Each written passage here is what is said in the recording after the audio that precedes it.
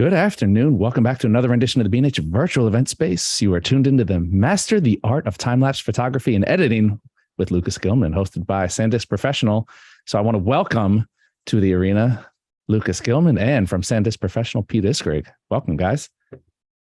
Hello, Derek. How's it going? Happy New Year. Fine. Happy New Year to you both. Thank you for joining us. Yep.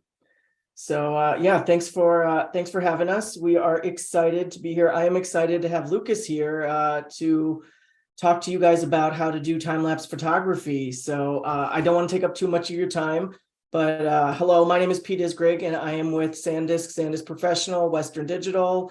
We're all one company. So that said, also, we will be taking your questions. So if you are also in the Zoom room, please put them in the Q&A. I'll be monitoring them. I'll be interrupting Lucas, and we will be asking your questions for you. If you're on the live streams, put them in the comments there. Danny will be getting those to us as well, and hopefully we'll get all your questions answered. And without further ado, Lucas, welcome. Thanks for being here. Thanks for having me, and always exciting to work with you guys. And I'm going to apologize in advance. I hope we make it through the whole day here. I live in California currently, and we've had torrential flooding and storms the last few days. So if the power goes out, there's not much I can do, but we're gonna hope and pray that we get through this. But really excited to talk about some time lapses today, and we're just gonna jump right into it. So I'm gonna go ahead and have to share my screen here. Just give me just a second to grab all these screens because there's a lot of information today.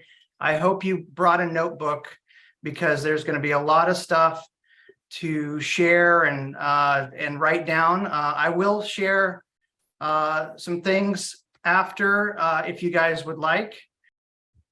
All right, here we go.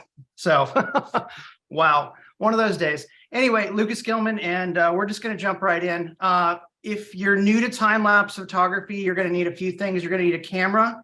Obviously a lens, the lenses and cameras I'm currently using, the Z7 II, Z9. I love a 20mm 1.8 with a 1.8 aperture and or a medium range zoom for a lot of these things. The 1.8 is great for shooting night stuff, but obviously there's a lot of different camera brands out there that are great. The second thing you're going to need to shoot time lapse is either an external intervalometer or an internal intervalometer. And there's a few different options for these. As you see on the screen, internal works great. There are some limitations. LR Timelapse Pro makes one that's great as well. There's also one by QDSR, and it's also wonderful. They all have their benefits and kind of takeaways and such. You're going to need a tripod as well, sturdy ball head. If we're just doing basic time lapses, I like the really right stuff. Someone once told me the best tripod that out there is the one you actually bring. So buy something that you actually would bring along, and it's not a boat anchor. Sturdy ball head, good tripod. I prefer the really right stuff currently. And if you want to add motion control to this, there's a couple easy options. The SERP Genie mini panning motion controller is basically a little hockey puck, which allows you to have motion control with your camera. So you've seen time lapses where the camera's moving and such, makes it more dynamic, makes it more interesting. We can do some of that in post, especially if we're shooting 6 or 8K and we're exporting in 4K. But additionally, Kessler, the time-lapse system is great, which would allow you to pan as well as tilt and or slide, all in kind of different moves and such. And you can pre-control and pre-keyframe all of those. So you can, for instance, if it's sunrise, you could look at some rocks and you could kind of go up and look over, but there's a lot of different options. So do your research on that. We're going to get into sort of the nitty gritty today of what it is to do a time lapse.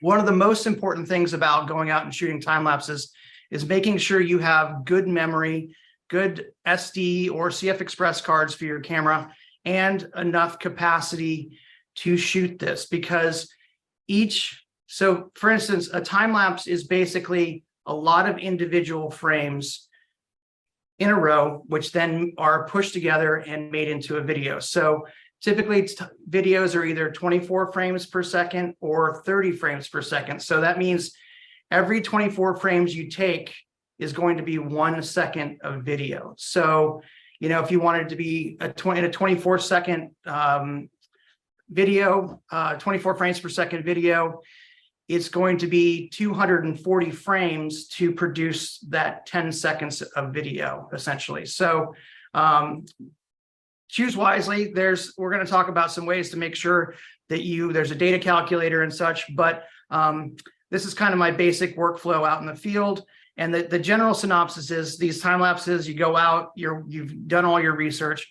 We want to have everything backed up. So we want to have 3 copies of everything, essentially. So again, 3 copies.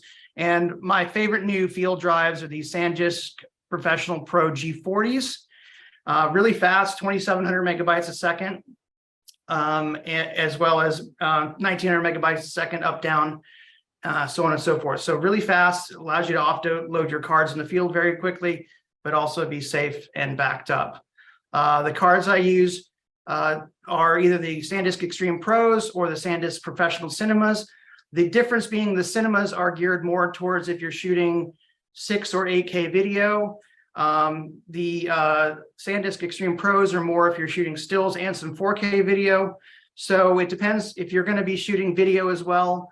In the CF Express specifically, I would recommend getting the Professional Pro Cinemas.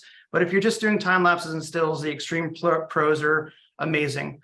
If you don't shoot CF Express, SanDisk also makes SD cards. My go-tos for this are the Extreme Pro in the UHS-1, which is the 200 megabytes a second, which is the current version, which is best for the stills and or 4K video, but also has a huge capacity, 1 terabyte. So, you know, that's thousands and thousands of photos. If you're going to be shooting video to those SD cards, if that's what your camera takes, the V90 Extreme Pros, which do the 300 megabytes a second, are geared towards that video aspect. So if you're going to be shooting stills and video, the V90 card, which does the 300 megabytes a second, is kind of the direction you would want to go. So if you want to dabble in video after you've sort of mastered these time lapses and mix them, those are the kind of go-tos for me. So before every time lapse, there's a checklist that I go through, and it's basically all the things I want to make sure I don't forget, because if you forget one cord, you forget a card, you forget a battery, you know, you're kind of hosed. So first thing, check and clean lenses, neutral density filters, make sure your camera sensor is clean. We don't want dust spots. They're very difficult to remove in post. Charge all the camera batteries and alternate power supplies such as USB-C and power banks if you need an external power bank. Packs a sufficient number of memory cards. Always bring more than you think, because the last thing you want to do is have to be deleting images while you're out there in the field. For each second of video, basically, as I mentioned before, there are 24 or 30 still frames, depending on if you're doing a 24 frames per second video or 30 frames per second video. So, you know, that's 24 of those frames for every 1 second. So there's an easy data calculator. If your camera were to say shoot a 100 megabyte file and you want to produce a 30 frame per second time lapse, it would be 100 times 30 times 30, which would be 90,000 megabytes or 9 gigabytes of data. So that would be for one 30-second clip. There's an app called PhotoPills, has a data calculator that'll do this for you so that you make sure you have enough memory cards out in the field. I'll talk a little bit more about that later.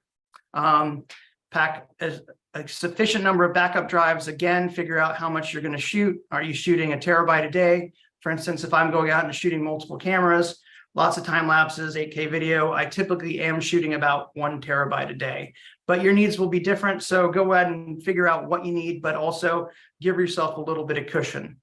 Make sure you pack your card readers and cables so that you can go out and download your images or your time-lapse sequences, and make sure everything's working correctly. Make sure your laptop's charged, software's up to date, you've got your charger, and verify all the camera cables are working and packed. If you're doing something with an internal intervalometer with your camera, this isn't as big a deal, but if you're starting to do motion control, so on and so forth, or if you're trying to do a holy grail, which is like that day to night kind of thing, and you have to use one of the applications, say on your phone that's talking to the camera, make sure that everything is in working order and you have all of your cables.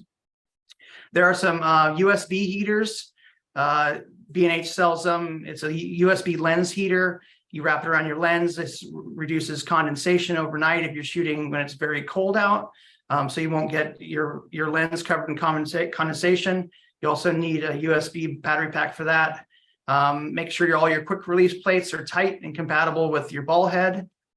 Pack your motion control and accessories. Check your flashlights for night shoots. Bring extra clothes, layers, snacks, and a comfortable chair.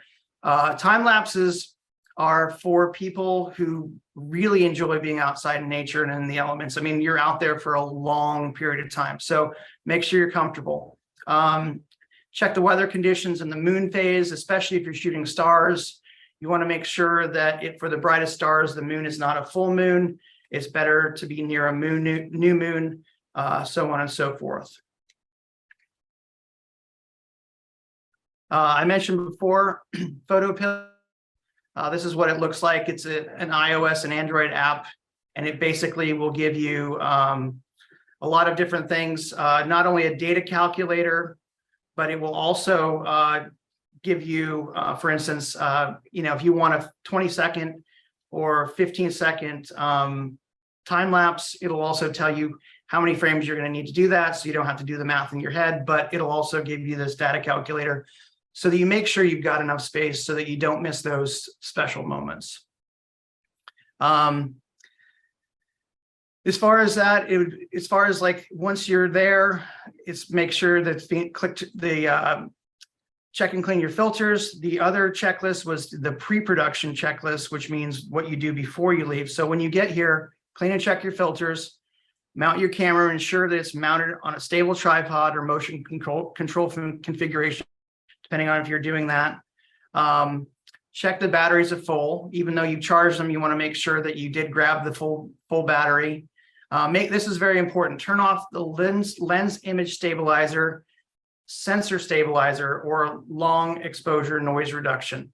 When you're shooting time lapses, you want everything to be the same. So what image stabilization does, or lens stabilization does, is it's moving. If it senses any movement, it's trying to counteract that. So if, for instance, it's windy, it might move a little bit. You don't want that in your time lapses because it's going to give you stuttery footage and such. So make sure those are turned off. Focus your lens. You want to be not on autofocus on this. You want to be on manual focus, but if you prefer, say if your eyes are bad, like mine are, you can also use manual focus or autofocus and then turn off the autofocus before you start shooting it. Because if you leave your autofocus on without fail, the autofocus is going to think that it picks up something else, and it's going to change the focus throughout your shoot, and that's going to ruin your time lapse. So very important, make sure that your autofocus is turned off and you're set to manual focus. If you're doing a night time lapse, activate the live viewer, whatever your camera manufacturer calls it, so that you can see what you're shooting on the back of the screen. Get a large high power flashlight, and you would basically focus on the subject or a tree or something in front of you so that you can then manually focus on the subject or autofocus and then turn off your autofocus. So this is a little trick to do that, but make sure you bring a high power flashlight so that you're able to do that. The next step, select your desired camera exposure mode. And you're going to do that based on what you're shooting. When the light's going to be consistent, if there's not a lot of the sun going behind the clouds or not, maybe it's just a beautiful scene and you're shooting a reflection. When the light's consistent, manual mode's great. But if the light's changing a lot, or if you're shooting night to day or day to night, aperture priority is a great one to use. You do not want to use shutter priority, because if your aperture is changing, your depth of field is changing throughout that time lapse. So you want to make sure the exposures can be longer, but you want to make sure what's in focus is staying consistent through your whole time lapse, and so on and so on and so forth. And also, if you're using aperture priority and you have a camera that supports some sort of exposure smoothing, is what Nikon calls it, where it basically adjusts the exposure based on the last exposure to kind of smooth that out, that's also a great addition. Set your white balance and make sure you're not in auto. I know you can change this later. It's a lot easier to just do it correctly first. I often just keep it on sunny. You can change this later, but you don't want it be changing every other frame. You want it to be consistent throughout your whole thing. And that's one thing with these time lapses, consistency is key.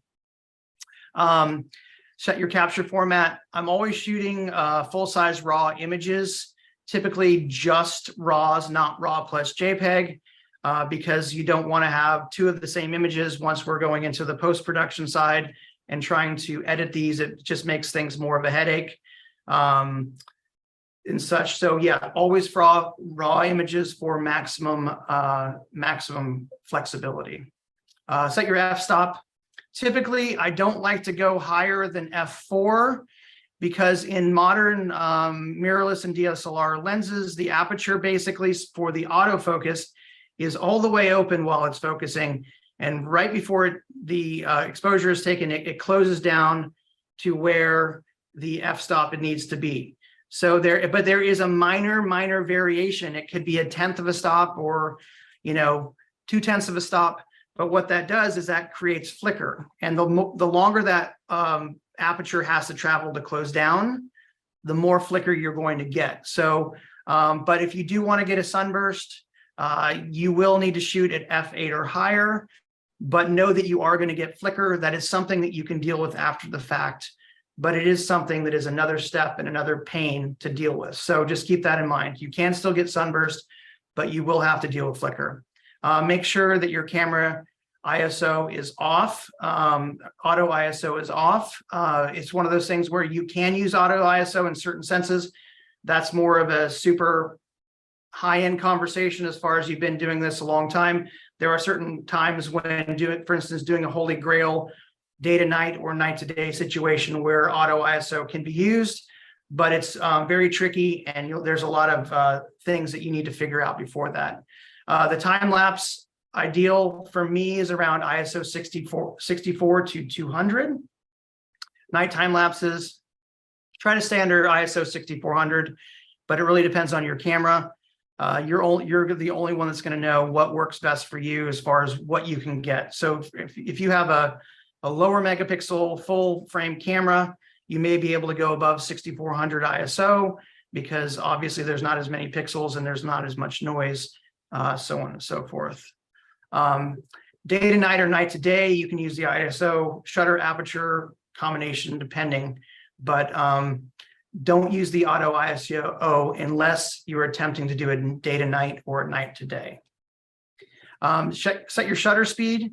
Depending on if you want things to have a fluid effect, motion blur or not, 1/100th of a second is great. But if you shoot clouds at say a 1/15th of a second, you're going to get a little bit more of a smooth feel to it, a little less choppy. But 1/100th of a second is a good place to start. Set the interval. So your frame interval must not exceed your exposure time, sorry. Your exposure time is the amount of time that the shutter is open and you are exposing. So if your interval is say 1 second, you can't have a 1.5 second exposure time because that's longer than the interval. The camera needs time to take the picture, close the shutter, write it to the card, and so on, and get set basically for the next exposure. And we'll talk a little bit more about this, and I have a diagram that will explain it. But make sure that your exposure time is less than your interval, and you typically no more than 60 to 80% of that interval. Next step, shoot some test shots, some test frames, review your composition, look at everything, make sure that there's not something in the corner of the frame that you don't want. Look at every pixel, shoot enough test shots to make sure you're comfortable especially if you're setting up for a sunset that's going to go into night, because once that camera is set, you cannot move it. You need to make sure that everything is dialed in and you can kind of move forward from that. Last thing, double check all your camera settings and then start your time lapse. So there are a few pros and cons for internal time lapse, which means the camera is processing these images into a video file that you basically can share with your friends. You can put it into an editor, so on and so forth. The pros are it's easy to do because the camera does all the work. It creates a finished time lapse for you, and the quick clips are ready for your NLE or editing software. NLE stands for non-linear editor. The cons are it is a baked H.264 or H.265. If you're familiar with the photo world, that's basically a JPEG, where basically it's a compressed file, which you don't have a lot of latitude and you can't do much with it. So that's just one of the limitations, but it is very easy. The files aren't as high quality as you can make on your own. So if you're looking to do this professionally or want to have them be broadcast quality or want to sell them as stock, usually internal time lapse is not the way to go. The pros for an external time lapse: ultimate quality control, professional results. Cons are it's a lot more time and a lot more data intensive, but it just depends on what you want to get and where you want to go with this. So I mentioned before, exposure time must be less than the frame interval. So this is just a chart here that shows you the amount of time the shutter is open, and the dark time is the amount that shutter is closed, and the frame intervals is the entire amount of time that you can see here on the screen. So frame intervals is exposure time plus dark time.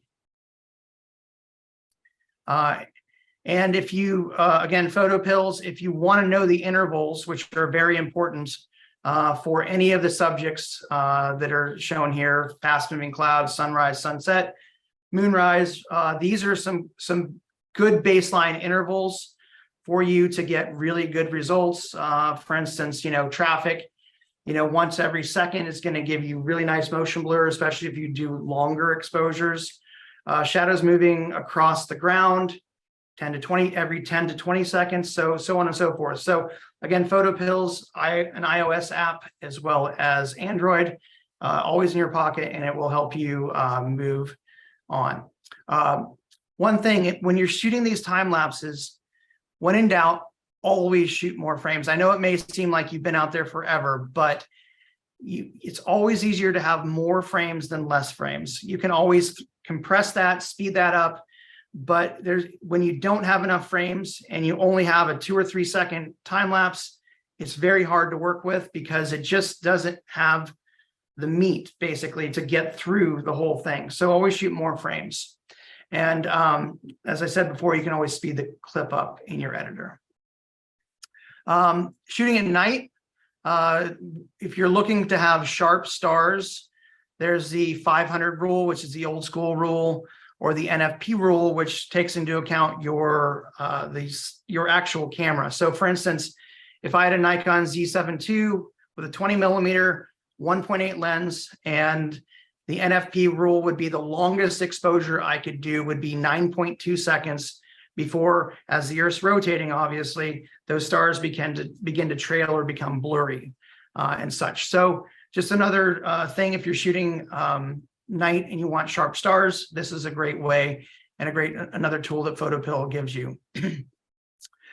So once I get back from our time-lapse shoot and such, we have all of our raw time-lapse images on our G40 drives, our SanDisk Professional G40 drives. The first thing I do when I get back is I download all to back up my OS G drive Armor Lock drive, which is it's actually encrypted, so you could have your operating system backed up in case your computer crashed. You could plug in, be up in no time at all, but also your data is safe. And then for offsite backup, I'm using these SanDisk Professional Pro Blades, which are great. They're small. I can put my portfolio on there. Don't have to worry about they're shockproof, so on and so forth. So basically the idea is you don't want all your eggs in one basket, 3 copies of everything. Additionally, some things in the cloud as well. There are 3 basic kind of roads, as far as I'm concerned, to do these time lapses. Option 1 is to use LR Timelapse evaluation, or they have I think it's a personal evaluation. I think it's a limited amount. I think it's up to like 200 or 300 images, and then use Davinci Resolve as well. Those are both free versions, which will give you a taste of it. You won't be able to go as deeply into it as you would with the paid version. The second option would be to use Adobe DNG converter in addition to Davinci Resolve. I'm gonna go through that workflow, and then option 3 would be Lightroom with LR Timelapse Private or Pro, these are also paid, which is going to give you, in my opinion, some of the best results you're going to get, but obviously it's more work than an internal time lapse. So these are kind of the softwares that I recommend using, and so on and so forth. So I'm going to go ahead and go over to our LR Timelapse, which is the first one we're going to use. And go ahead and get rid of this. So this is the first thing you're going to see when you open up the program. It's LR Timelapse Pro. This is the most current version. And so let's say you've downloaded, and one note on downloading and or making images in the field.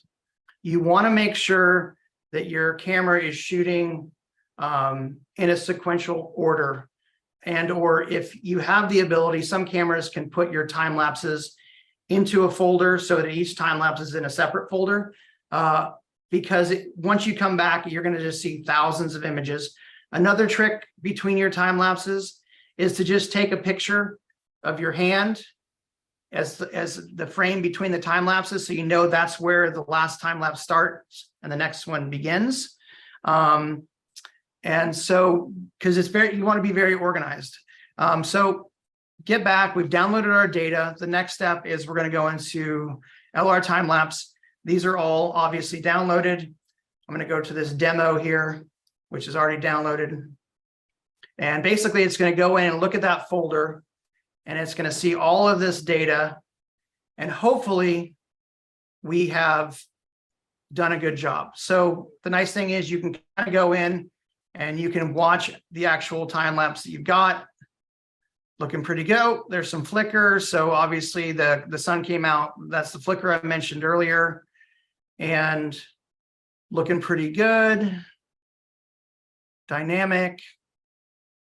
And then here towards the end.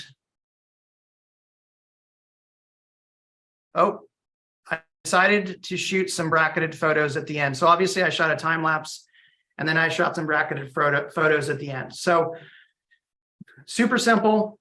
In LR Timelapse, all we've got to do is go down, and we scroll down to where here, this would be towards the end, obviously, to where we see, oh, here, this is red. So this is telling us basically something changed. So see here, our interval was 5 seconds, 5 seconds. And hold on just a second here. Can I get this? Turn this on for you guys. You can actually see what we're doing. 5 seconds, and then all of a sudden here we go to 9.6 seconds. So all of a sudden something was messed up. So all I got to do is select that, go to the end, right click on this, and I can say remove images. And I said, okay, they're going to be removed. They're going to be put in a new folder. I'm not throwing them away. But as you can see on the right of that graph up there, it's going to remove all those images out of this. So now we're back to the time lapse we wanted. I'm going to do one more thing here because this is still 586 images. I'm going to go ahead and get rid of the first, let's say 157 images. Do the same thing, remove these images. Actually, no, let's not do that. Let's go to here. So there, and I'm going to remove all of these basically, because I want to make this faster for us today, because that's a lot of images. We're just going to remove those. So LR Timelapse works like a lot of programs. It works left to right. So we've now got our images in. We've looked through. It looks like there may have been, see, this is where there's an issue here, but it didn't look too bad. But we're going to start top row, and we're going to do what we're going to use our keyframe wizard. And if you're not familiar with keyframes are basically when something is changed throughout time. The keyframe wizard will go through and figure out when and how many keyframes you need pretty much automatically. You can add additional ones if you want, but in a nutshell, the first thing you do is hit this button. It's saying that we want 2. That's fine with me. We're not doing a holy grail, which would be day to night or night to day in this scenario, which means you may have changed your ISO, or you were using, you're doing it manually, so on and so forth. So we're not using that. The next step is we're going to save the XMP metadata. This is the very important. This is basically an instruction set that is going to allow Lightroom and LR Timelapse to talk together and basically communicate so that Lightroom can make the changes, LR Timelapse evaluations of exposure, so on and so forth. So we're going to save that. And that's saved. It's telling us that we've got 2 keyframes, one at the end and one at the beginning. And now it says drag to Lightroom. So let's go to Lightroom real quick here. Make sure that we're in library mode. I'm going to go back to time lapse, and we're just going to drag this to our screen here. That one more time.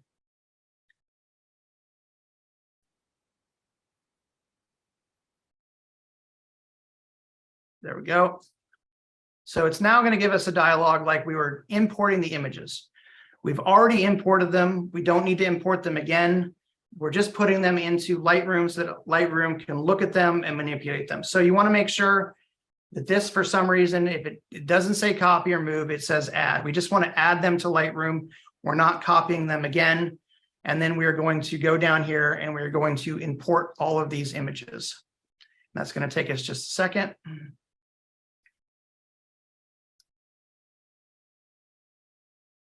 And this is where you want to have fast drives, because obviously those 400 images are already here. So you can see here, right here, these 4 stars.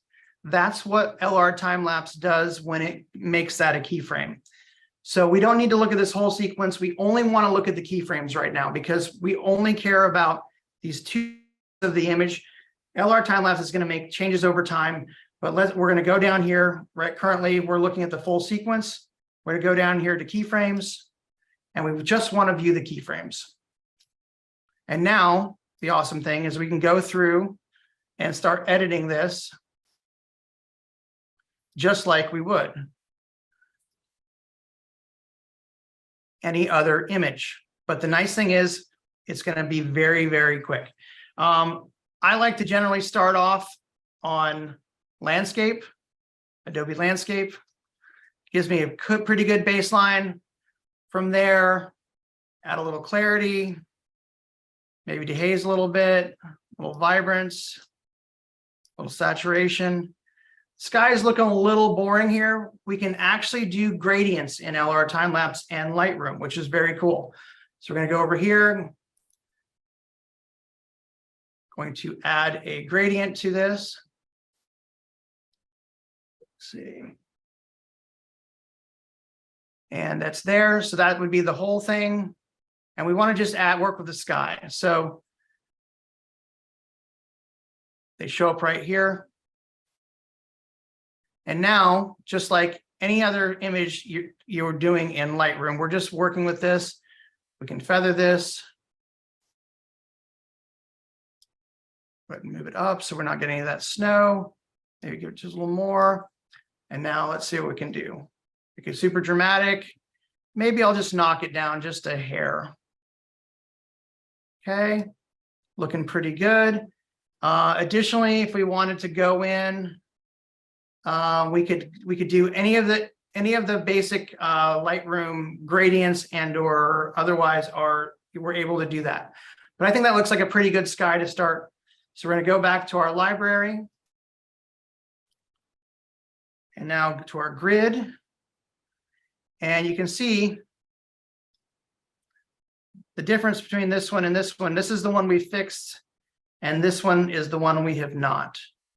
Okay, so we need to go back to our grid, and we need to apply these changes to this image or this other keyframe. So we're going to push the shift key, select that, and now we go up to this little script icon and go sync keyframes. So now, as you can see, they're both identical and such. So we've changed the metadata, or we've changed the exposure, we've changed the toning in Lightroom. We now need to tell LR Timelapse what we've done.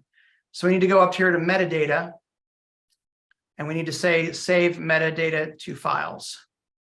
It's going to save that. We're going to go back to LR Timelapse, and miraculously, it's already read those changes that we just did. We can look, and now we can look through and see what we've done. And it won't read yet because we actually haven't done all of these. So see, this is the first one we've done, and the last one. So we've done the first frame and the last frame. So we need to go in, and the next step, once we've come back here, is to go to auto transition. And it's basically going to go through and look at those keyframes and then tell these previews what it's doing. So it's going to take a little bit of time here to do this, maybe 15, 20 seconds. Do we have any questions so far as that I can answer? Yeah, we have a few actually. Jim wanted to know, is it possible to use a rail without a motor and make it look professional? You could, if you were to use a rail, I've seen people use anything from a kitchen timer with a string. There's a lot of different ways to do it. You could mark out a rail, put marks on a rail basically, and slide it incrementally as long as it was a consistent amount of space. But yes, you could do it. It would be more difficult to do it and make it look good. But it is possible, especially if you're a DIY kind of person. Okay. Jim also asks, what is the length of playback for a time lapse that's generally preferred or good to aim for? So I usually have my time lapses run about 10 to 15 seconds because I'd rather have extra space to be able to either speed them up, because sometimes the clouds are just moving and it's kind of boring. So it's speed it up or ramp it. So I usually have them about 10 to 15 seconds. Okay. And then Emma has asked, when shooting, this is a long one, when shooting a time lapse of the Milky Way, foregrounds tend to be very dark and sometimes using lights to illuminate it is not possible. When editing the foreground in LR, it can become very noisy.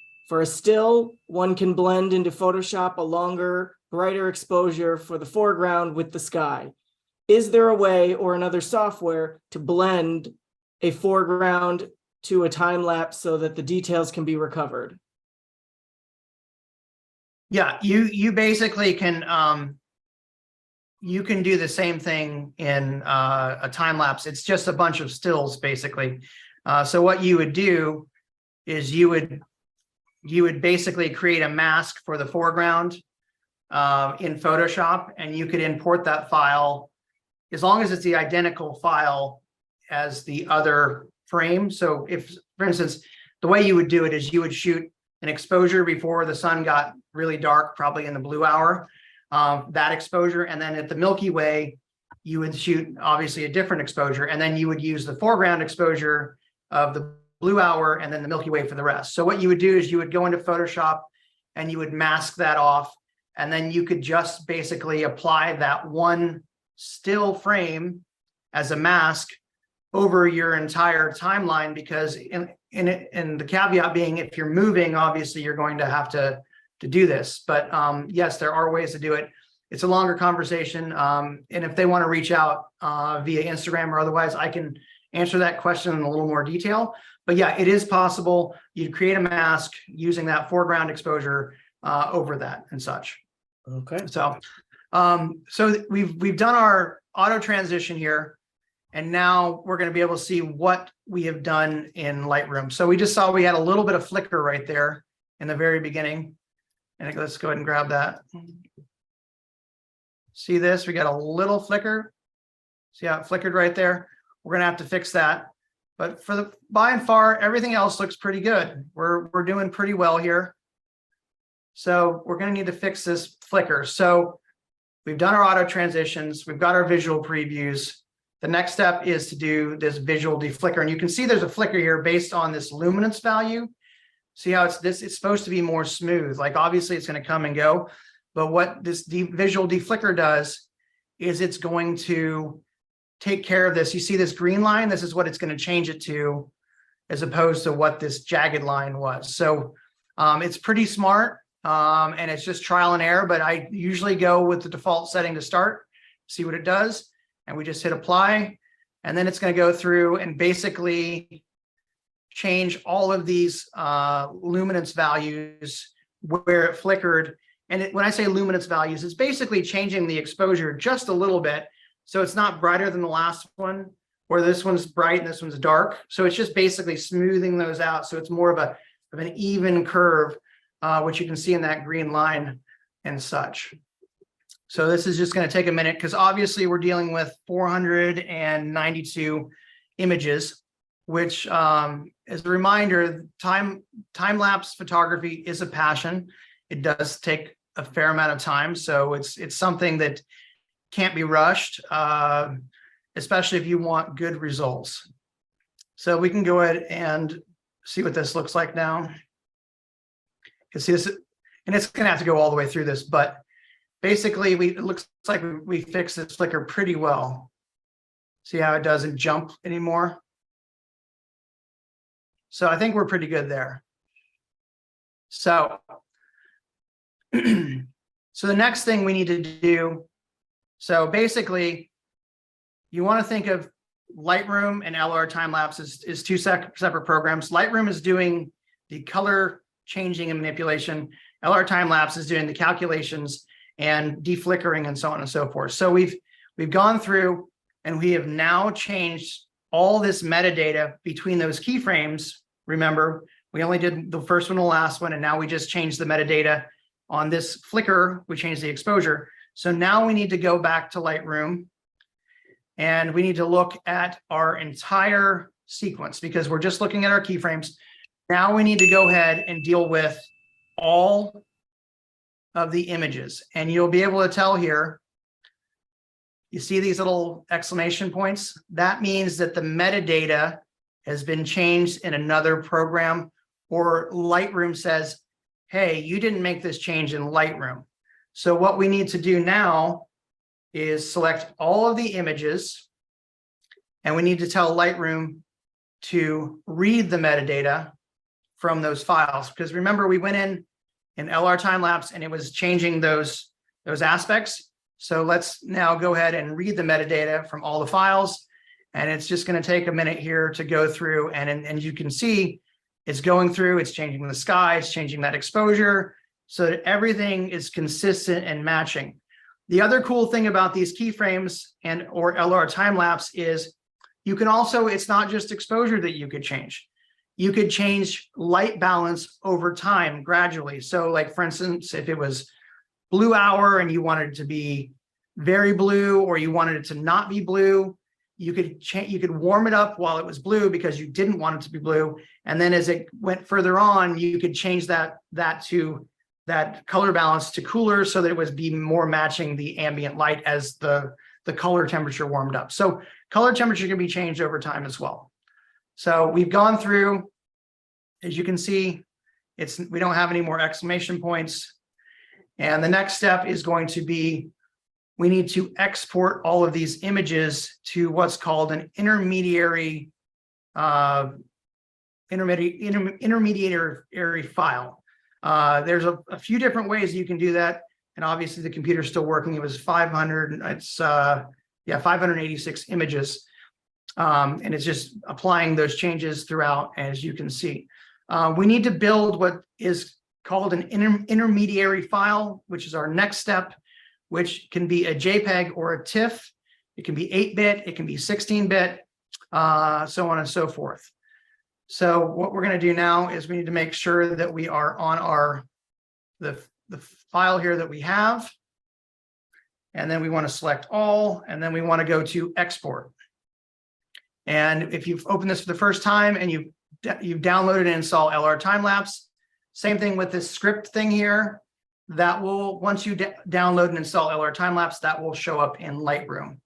This will also be in your export dialog, and you have a bunch of different options: JPEG 4K, JPEG original, Lightroom. And if you have LR Timelapse Pro, you can do TIFF 8-bit or TIFF 16-bit, depending on what you want. Typically, if it's going to be something that I really like, I'm going with original size, TIFF, 16-bit, and that is kind of my workflow. Obviously, you could go down to 4K, but you can always get rid of stuff later. You've gone all this trouble and time to make these time lapses, so why not get the best possible quality out of this? A side note on housekeeping, on all of my drives, they're kind of set up like this: video, sound, camera, LUTs, fonts. So I have a time-lapse folder, and in here, original time-lapse media, time-lapse intermediary. So we'd say okay, and then we would just export all of these into an intermediary time-lapse. So we're not going to do this right now because that would be, I would be exporting 493 or 580, 493 TIFFs that are 16-bit. So that would take a while. So we're just going to go ahead and skip that step because I've already done this. This is like the cooking channel, right? Where they're like, we put the turkey in the oven and 1 hour later, all of a sudden, here it is. So we're not going to do that. We're just going to cancel that because we've got all of these, and we're going to go back to our LR Timelapse again. Once we get there, if you were to do the dialogue we just did, LR Timelapse would pop up with this dialogue right here, which I'm going to show you. Render video. So if you went from Lightroom after everything was exported out and it dinged, and basically LR Timelapse would pop up and say, here you go. Would you like to render this video? You can also go into folders that you previously rendered just by going to this render. And then you have a bunch of different choices. H.264, which I mentioned, are like JPEGs, ProRes. My typical, I always like the best quality. I don't mind using some data, filling up some hard drives, because I spent a lot of time and effort to go out there and do this. So ProRes, I always go with the source resolution. I want to have every single pixel that I can have. The quality, I usually go ultra high, and frame rate either 2997 or 24, 2997, and 30. You know, it really doesn't matter that much. I mean, that's a whole longer conversation to get super technical, but let's just say 30p timeline. And one default, which means it's going to do 30 frames for every 1 second of video. You can force the aspect ratio to 16:9 at this point. I never do this. I'd rather have the extra space in the post-processing to be able to bring that in. When I say post-processing, editing in my nonlinear editor, I use typically Davinci Resolve. I'd rather have these extra pixels on the top and the bottom to be able to move it or just have that space. You can also add motion blur, which makes it a little bit smoother in between frames. Basically, it makes a smooth frame, and so on and so forth. So the next step we would do would tell it where we wanted it to go, and and that would be pretty much, what we would do. Excuse me. And then we would render the video. And that just takes 5 or 10 minutes to do. But we've already done that, so we don't need to do that at this point. So just to recap that, we've brought our images in, we've downloaded them, we've opened them up in LR Timelapse. We've gone, I'm just going to close this real quick. We've gone left to right. We've done our keyframes, we saved it, we've dragged it to Lightroom. We've gone to Lightroom, we've made our corrections, save the metadata, we go back, we do our auto transitions, let it do its thing, do the deflicker if we need it. We then go to Lightroom again, read the metadata because we changed some things in between. And then after that, we export those TIFFs, and then we go back and we render our video here. So we can go ahead and kind of see. Let's see here. And if I probably have that one here, just let me, Yosemite.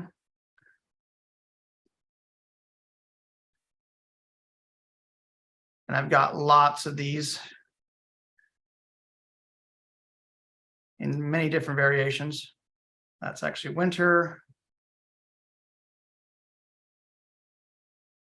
There we go. This is a different version as we didn't output it, but this will give you an idea. Got dreamy. This is an 8K file and it's quite beautiful. So this is the LR Timelapse to Lightroom kind of workflow and such. I'm going to go ahead and stop there and take some questions because I think there probably will be some in that scenario. We only have one more additional question. It says, one problem I have with keyframes, I select them, save them, and drag the images into Lightroom, the usual flow, but the stars in the keyframes are not transferred. So I need to select it manually by adding the stars. Would you know why? That I would say the only thing I could say is make sure you're on the latest version of LR Timelapse as well as the latest version of Adobe Lightroom. I've never had that problem. The only thing that if your stars aren't showing, the only thing you could do to fix that would be to just select all the files in Lightroom and say read metadata. It should see that there are keyframes there. For some reason, they aren't automatically transferring as in what we just did. So that would be the only thing I could say. Or reach out to Gunther, who's the architect of LR Timelapse. He's very responsive and a very nice guy. All right, that's all we got so far. Okay, perfect. All right, so we're going to go ahead and move on to the next workflow, which is the Adobe DNG converter workflow. And go ahead and close that. So basically, Adobe DNG is an application.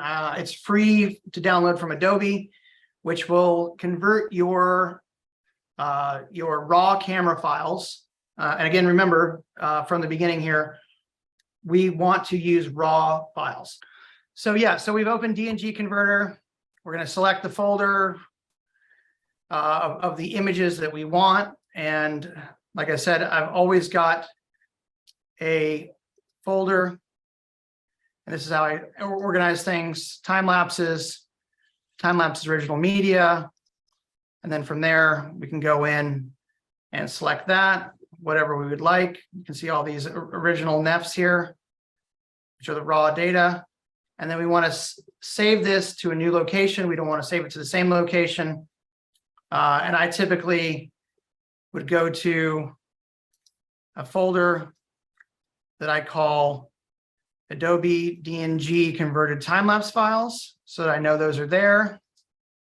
Select. And document name would be the original name. I usually then add the year, month, day, as well as a serial, which would be a 4-digit number. And I would probably put an underscore before that, just so that we had that and such. So that's how I would do it. Then we would just go in and convert all of those images, 500 images basically, by hitting convert, and then going to that file. Once we're done with that, we've converted all those raw images to DNGs. We know where they are. We're then able to go to our editor, which is Davinci Resolve. But one, if you guys, if you are going to do video, if you're going to do time lapses, it's very important to have the fastest drives that you can. I mentioned the G40 drive. It's one of my favorite drives currently. I always use this freeware called by Blackmagic Designed. It's called their speed test.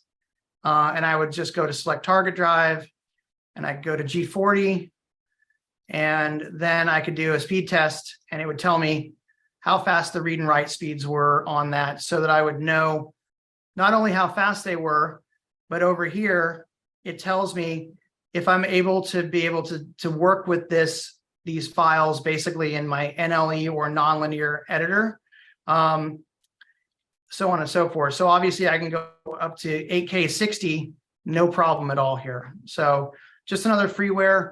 No matter what drive you use, it'd be a nice way to make sure that you're using a fast enough drive, because the last thing you want to do is be wasting time. So Davinci Resolve is a very cool program.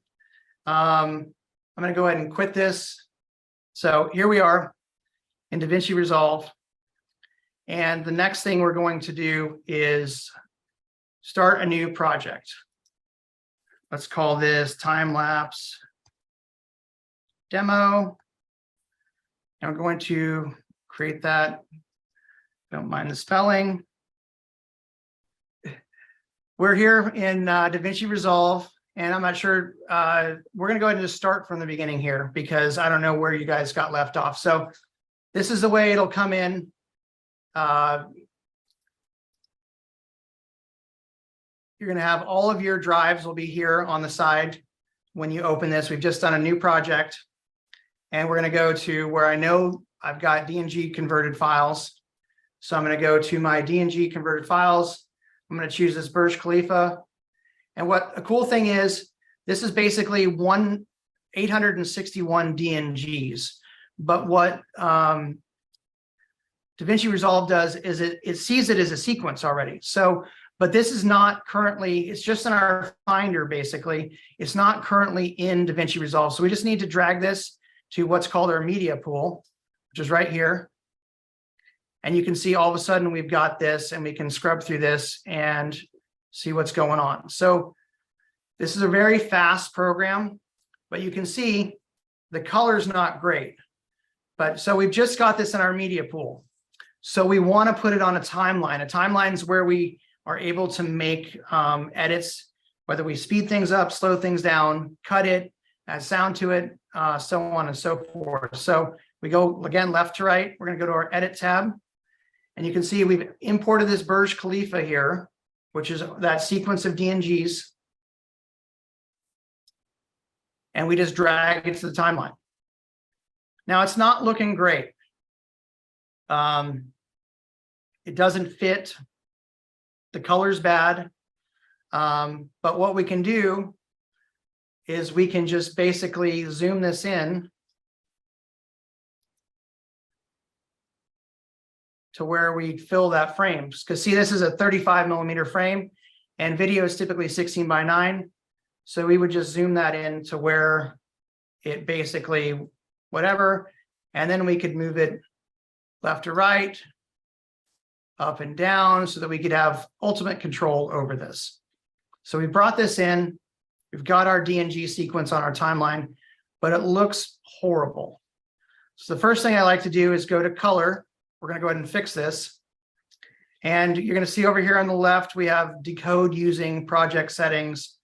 we're going to go to clip, which is going to allow us to treat this sequence of raw DNG still images, which Davinci is seeing as just a sequence, and putting them back to back. We're going to be able to go in and change the color temperature, change the tint, change the exposure, and do all of these things. So let's go ahead and start making this look a little bit better. I particularly like a kind of a more blue look in the evening. You can add a little bit of sharpness.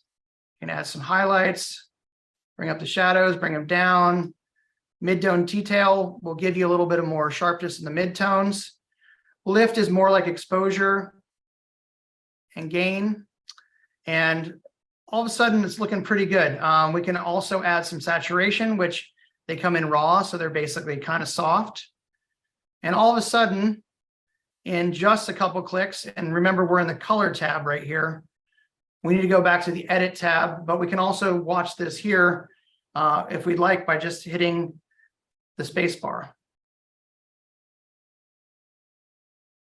So you can see that this is basically, we didn't have to do any of that work that we did before. We don't have quite as much control. There is a little bit of flicker, as you can see, because there's lights going on and off.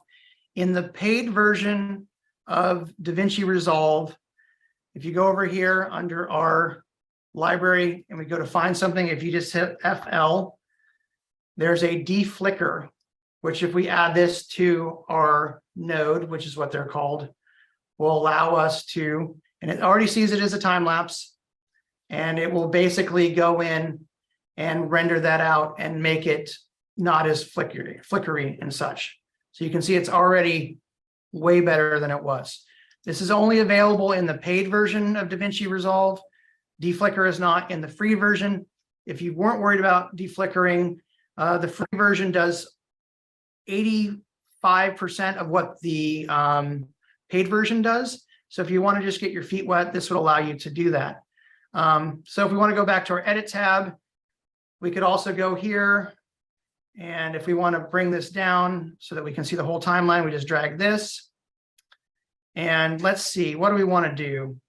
Let's go ahead and let's change the speed of this thing, or let's go ahead and, if you want to clip it, you can shorten it, you can make it longer, but let's go ahead and if we hit Command R while we're selected, it's going to hit the retime. So basically, if we drag this over, you can see that speed is going up, and now it went from that speed to now it's very fast. So if you want to speed up the clouds and such, this is how you do it. Are we having any questions so far? Nope. Because we are 10 minutes over.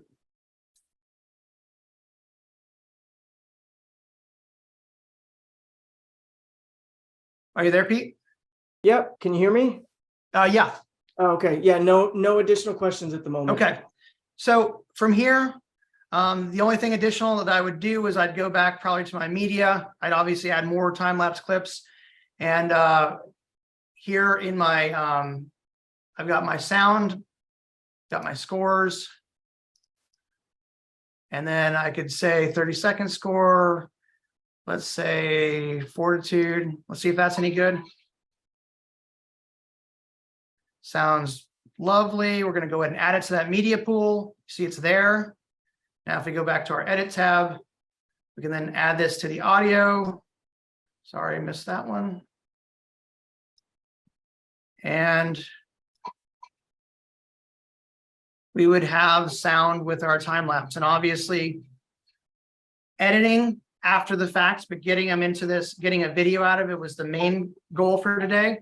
But there's a lot of different things on the editing side. We can, if write in the comments if you want to see one of those. But that's about what the last step would be, that we would then go to the deliver tab as we work left to right, and we would choose where we wanted this to go. It could be YouTube, Vimeo, Twitter, et cetera, et cetera. And then we would just basically say YouTube, And then we would just basically go to there and we would be able to export that out. So that's pretty much all I've got for today. Again, so we would just add that to the render queue, call that test, add it to the movies, render queue goes here, and then we would just render that, and it would take really probably very little time. So about 4 minutes it says, but yeah, so that's about it. Sorry for the technical details today. Let's if there are any questions left over. And I just want to jump in, Pete. If for some reason, if somebody missed something, or if you want the checklist, the time-lapse checklist from the presentation, you can find me on Instagram at Lucas Gilman. That's LucasGilman. Just hit me up on a DM. I can send you that checklist as a PDF so that you have that. You can laminate it, put it in your bag, mount it on your wall, whatever you like, but I'm happy to share that checklist and such if you guys want to reach out for that. Additionally, if there was anything that I glossed over and you want more information, feel free to reach out. I'm always happy to chat.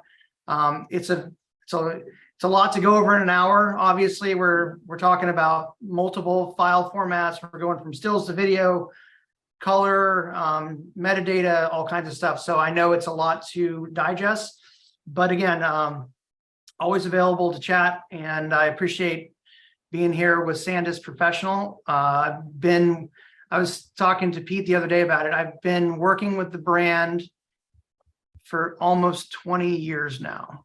Not to date myself too much, but you can probably see my gray hair. But yeah, so it's been my tried and true, battle tested choice of gear. And again, it's always a pleasure to be here. All right. Thank you. Thank you so much. Thanks everyone for attending, and we will see you next time.